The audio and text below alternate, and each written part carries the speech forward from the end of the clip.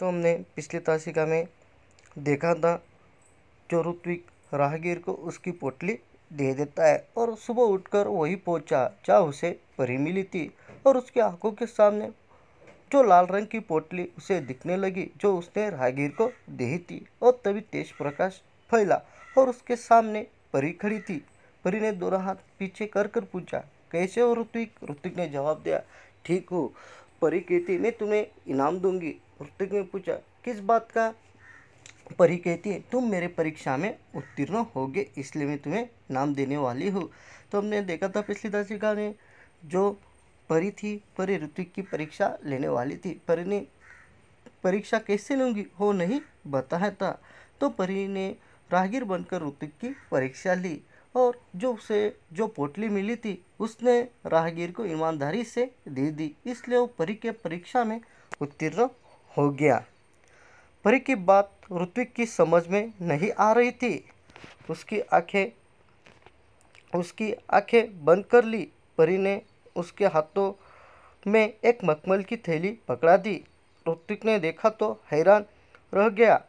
यह तो वही पोटली थी जो उसने राहगीर को दी थी। परी ने कहा, कल मैंने ही तुम्हारी ईमानदारी की परीक्षा ली। वह राहगीर भी मैं ही थी, इसलिए मैं तुम्हें यह इनाम दे रही हूँ। परी ने ऋत्विक को समझाया, ईमानदार व्यक्ति के जीवन में किसी वस्तु की कमी नहीं होती। जाओ, अब तुम्हें मनचाही वस्तु मिलेगी। तो परी क्यों मुझे आग बंद करने के लिए कह रही? ऋत्विक के समझ में आ नहीं रहा था। ऋत्विक ने आग बंद कर ली और लाल रंग की मखमल की पोटली ऋत्विक के हाथों में दे दी। जब वो लाल रंग की पोटली देखता है तो ऋत्विक करता है, ये जो पोटली कल मैंने राहगीर को दे दी थी। तो परी कहती, जो राहगीर था वो मैं थी। मैं तुम्हारी ईमानदारी की परीक्षा लेने वाली थी और तुम मेरे ईमानदारी की परीक्षा में तू उत्तीर्ण हो गया। तो वो लाल रंग की पोटली उसके हाथ में दे देती है और परी कहती है, ईमानदार व्यक्ति के जीवन में किसी वस्तु की कमी नहीं होती है। जाओ, तुम्हें मन चाहिए जो वस्तु वो मिलेगी। इसी तरह हमने भी ऋत्विक के जैसा ईमानदार रहना चाहिए। हमें किसी की चीज़ मिली तो हमने उससे खोलना नहीं चाहिए। और कोई पूछा मेरी मेरी ऐसी चीज़ गुम हो गई तो हमने जो चीज़ है वो उससे क्या कर देना चाहिए, दे देना चाहिए। क्योंकि हमने ईमानदार रहना चाहिए। ईमानदार व्यक्ति के जीवन में कुछ कम नहीं होती है। तो जो आदमी ईमानदार होता है वो आदमी ईमानदार होने से आगे बढ़ता है और सफलता पाता है। जो आदमी ईमानदार नहीं होता है वो सफलता नहीं पाता है। इसलिए हमें इस जीवन में आगे बढ़ना है, इसलिए हमने कैसा रहना चाहिए, ईमानदार रहना चाहिए ऋत्विक के जैसा। तो उसी तरह छात्रों, आपको भी किसी की किताब पेन जो मिला, किसने कहा मेरी किताब गुम हो गई, मेरा पेन गुम हो गया, तो हमने उसे ईमानदारी से दे देना चाहिए। तो हमने हमारे बस्ते में रखना नहीं चाहिए। नहीं तो आज हम बहुत सारे लोग देखते हैं, उन्हें चीज़ जैसा मोबाइल गुम हो जाता है, मोबाइल गुम होने के बाद तुरंत लोग क्या कर देते हैं, सिम निकाल कर फेंक देते हैं, क्योंकि वो आदमी ने उसे मोबाइल मिलना नहीं चाहिए। तो हमने वो मोबाइल बंद नहीं करना चाहिए। हमने वो मोबाइल किसका है वह हमने देख लेना चाहिए। नहीं तो जो आदमी का मोबाइल गुम हो जाए तो आदमी फ़ोन करता है और उसे हमने बताना चाहिए, मैं यहाँ खड़ा हूँ और आपका है मोबाइल लो। ऐसा हमने करना चाहिए। क्योंकि नहीं तो हम क्या करते हैं, मोबाइल मिलने के बाद हम क्या कर देते हैं, वो मोबाइल का सिम निकाल कर हम खुद इस्तेमाल करने देते हैं। ये ईमानदारी नहीं हुई। उसी तरह हमें पैसे भी मिले किसी के रास्ते पर पड़े हुए तो कोई पूछा मेरे पैसे गुम होंगे, हमने पूछना चाहिए कितने थे, हमें 500 की नोट मिली होंगी तो उसने कहा 500 की दी, तो हमने ईमानदारी से दे देना चाहिए, हमारे जेब में रखना नहीं चाहिए। क्योंकि हमने ईमानदार रहना चाहिए। हमने ईमानदारी नहीं दिखाई तो जीवन में हम आगे बढ़ नहीं सकते। उसी तरह हम जैसा ऋत्विक के जैसा हमने क्या करना चाहिए, ईमानदारी देखनी चाहिए। क्योंकि जिस आदमी भी ईमानदारी होती है उस पर बहुत पूरा जग क्या करता है, विश्वास करता है। और जिस आदमी पर ईमानदारी नहीं रही उसके घर वाले भी उस पर क्या नहीं करते, विश्वास नहीं करते। इसलिए हमने हमारे जीवन में ईमानदार होना चाहिए। किसी की कौन सी भी चीज़ पड़ी हुई उसे हमने उठाना नहीं चाहिए और वो चीज़ जिसकी रही उसको बता देना चाहिए, ये चीज़ तेरी इधर पड़ी हुई है। ऐसा ईमानदार रहना चाहिए हमने भी। ऋत्विक के पास शब्द नहीं थे जिसने वह परी को धन्यवाद देता। खुशी से उसकी आंखें भर गई।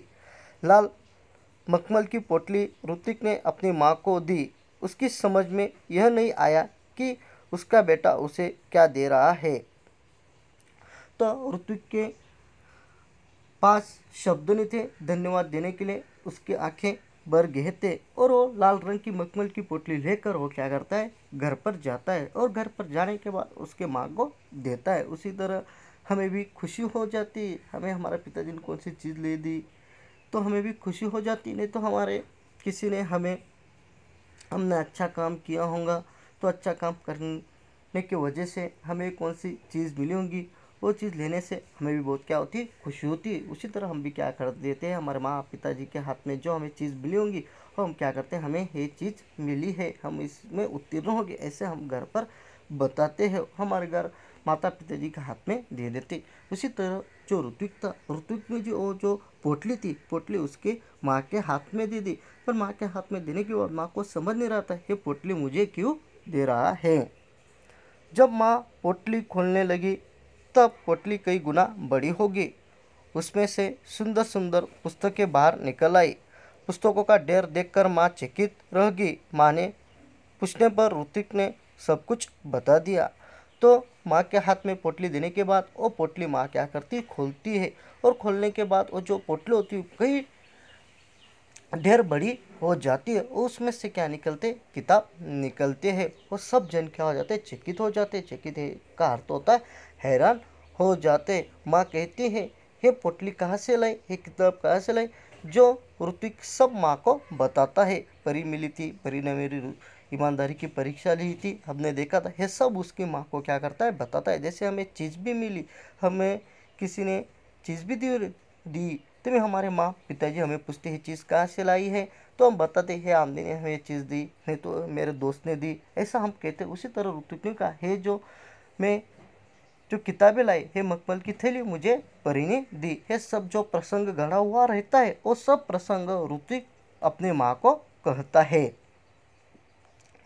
अब ऋत्विक ने मित्रों के लिए अपनी बहन कृतिका की सहायता से पुस्तकालय खोला। वह सभी बच्चे आकर अपनी मनपसंद पुस्तकें पढ़ने लगे। उसको पूरा गांव पुस्तक मित्र के नाम से जानने लगा। तो ऋत्विक अपने मित्रों के लिए पुस्तकालय खोलता है, उसकी बहन की क्या करता है, वो सहायता करता है और सब पूरा गांव उसको पुस्तक मित्र कहने लगा था। और वहाँ जाकर उसके दोस्त क्या कर रहे थे, किताब पढ़ रहे थे। उसी तरह जो पुस्तकालय रहता है उससे हम ग्रंथालय कहते हैं। जो हमने भी पुस्तकालय का हमने क्या करना चाहिए, इस्तेमाल करना चाहिए। हमने ज़्यादा से ज़्यादा क्या करना चाहिए, जैसे ऋत्विक ने उसकी बहन की सहायता लेकर पुस्तकालय अपने घर में खोला तो सब दोस्त वहाँ जाकर किताब पढ़ रहे थे। उसी तरह हमारे पास भी ग्रंथालय होता है पाठशाला में, नहीं तो हमारे गांव में भी ग्रंथालय होता है। वहाँ की जो फीस होती है वो कम होती है, वो भरकर हमने क्या करना चाहिए, वहाँ जाकर किताबें पढ़नी चाहिए, नहीं तो घर पर किताब लेकर आना चाहिए। जैसे ऋत्विक के सब दोस्त वहाँ जाकर पुस्तक पढ़ने लगे, इसलिए उन्हें पूरा गांव पुस्तक मित्र कहने लगे। क्योंकि जो पुस्तक वो पुस्तक हमने क्या करना चाहिए, पढ़ना चाहिए। पुस्तक पढ़ने से हमारा ज्ञान बढ़ता है, शब्द बढ़ते हैं और हम क्या कर सकते हैं, निबंध लिख सकते, कवि बन सकते, लेखक बन सकते। और आज हमने देखा बहुत सारे प्रमाण हमें पढ़ने का, किताब पढ़ने का प्रमाण हमें क्या दिखने लगा, कम दिखने लगा। हमने तुरंत का लिखो अपने माता जी के बारे में, पिताजी के बारे में, निसर्ग के बारे में, तभी हम 2-4 पंक्तियाँ लिखते, ज़्यादा लिख नहीं सकते। क्यों, हमारी जो शब्द संपत्ति वो कम है। इसी तरह हमने APJ अब्दुल कलाम ने कितने किताब पढ़ी है, उसी तरह कितने आगे गए। उसी तरह डॉक्टर बाबा साहेब अम्बेडकर, उनका जो डॉक्टर बाबा साहेब अम्बेडकर उनका जो घर था वो कोई कह नहीं सकता था उनका घर, वह सब कोई भी जाता था कहता था ग्रंथालय, उनके इतने पास इतने किताब पढ़ी हुई थी। तो आज हम टीवी को देखने से हमारा ज्ञान नहीं बढ़ता है, हमने अलग अलग किताब लाने चाहिए, अलग अलग महाराजों की कहानी की किताब लानी चाहिए, राज्यों की, देशों की लानी चाहिए। तो उससे हमारा किताब पढ़ने से बहुत सारा क्या बढ़ता है, ज्ञान बढ़ता है। जो हमने किताब नहीं पढ़ी तो हमारा ज्ञान नहीं बढ़ता है। तो हमें आगे जाना है, हमें टिकना है। इसी तरह हमने क्या करना चाहिए, किताब लानी चाहिए और किताब पढ़नी चाहिए। ऋतिक ने पुस्तकालय को ही अपना जीवन का ध्येय बना लिया। उसका सारा समय पुस्तकों के बीच बीतने लगा। एक दिन पुस्तक पढ़ते पढ़ते ऋत्विक की आँख लग गई। देखता क्या है, पुस्तकें उससे बात करने लगी। उससे एक पुस्तक ने पूछा, ऋत्विक, अगर तुम अपने जीवन में बड़े आदमी बनोगे तो क्या हमारा साथ छोड़ देंगे, हमें भूल जाओगे? ऋत्विक ने कहा, नहीं नहीं, अब तो तुम ही मेरे साथी हो, मित्र हो। तभी किसी ने दरवाजे की घंटी बजाई और उसकी नींद टूटी। जागने पर देर तक सोचता रहा कि आगे चलकर वह बड़ा सा पुस्तक भंडार खोलेगा। तो ऋत्विक ने पुस्तकालय को भी अपना जीवन का ध्येय बना लिया और पुस्तकालय के बीच उसका पूरा समय जाने लगा था। वहाँ जाकर घर में ही पुस्तकालय के खोला तो उसने, और वहाँ पूरा समय उसका बीत रहा था। वो क्या कर रहा था, किताब पढ़ता था। उसी तरह वो किताब पढ़ते पढ़ते उसको नींद लग गई और नींद लगने के बाद उसे पुस्तक देखने लगे सपने में। और किताब कहती है, यानी किताब यानी पुस्तक कहती, तुम बड़े होकर हमारा साथ छोड़ देंगे क्या? तो ऋत्विक कहता, नहीं, तुम्हारा कभी मैं साथ नहीं छोड़ूंगा, तुम ही मेरे मित्र हो, दोस्त हो।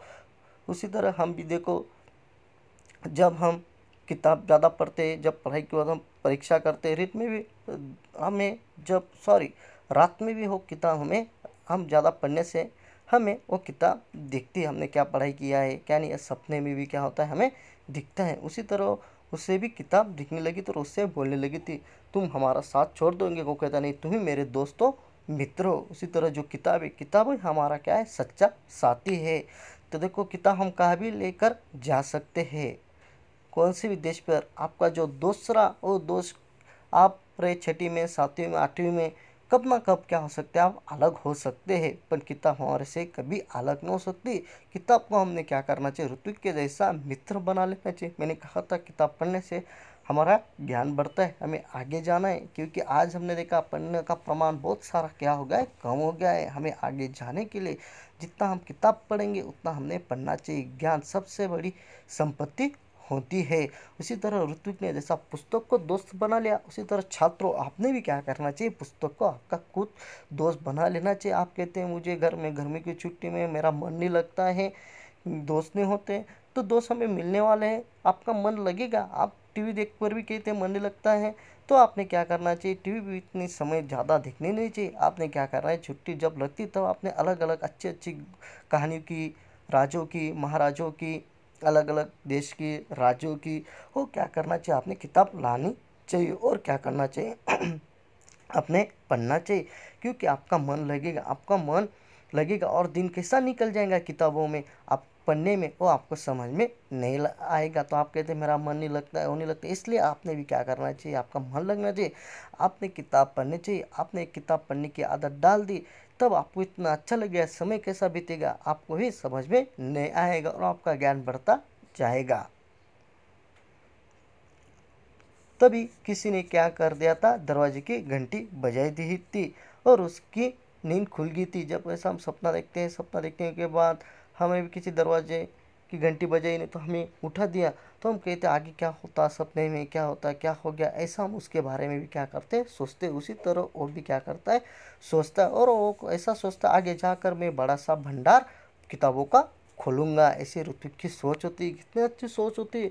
आप भी बड़े हो गए, आप भी सफलता पा ली छात्रों, अच्छी तरह आप आगे हो गए, तो आपने भी जहाँ जिस गांव में है नहीं, जहाँ जिस गांव में लड़कों को किताबें पढ़ने के लिए ग्रंथालय नहीं है, वहाँ पुस्तकालय का नहीं है, वो पढ़ नहीं सकते, वहाँ जाकर हमने छोटा सा पुस्तकालय का नहीं तो हमने क्या कर देना चाहिए, किताबें दे देनी चाहिए। क्योंकि वो किताबें पढ़ने से वो भी क्या हो सकते हैं, आगे बढ़ सकते हैं। जैसा पुस्तकालय खोलने वाला था ऋत्विक, से आप भी आगे बढ़ गए, अच्छी तरह बन गए, तो आपने भी क्या करना चाहिए, दूसरों के लिए बारे में सोचना चाहिए। आपने पुस्तकालय के लिए उसे आपने भी खोल देना चाहिए, नहीं तो जिससे आपकी किताब जितने आप दूसरों लोगों को दे सकते हैं आपके पास है, वैसे आपने भी क्या करना चाहिए, दूसरों को मदद करनी चाहिए, मदद नहीं सहायता करनी चाहिए। क्योंकि वो किताब पढ़ने से आदमी क्या होगा, आगे बढ़ेगा।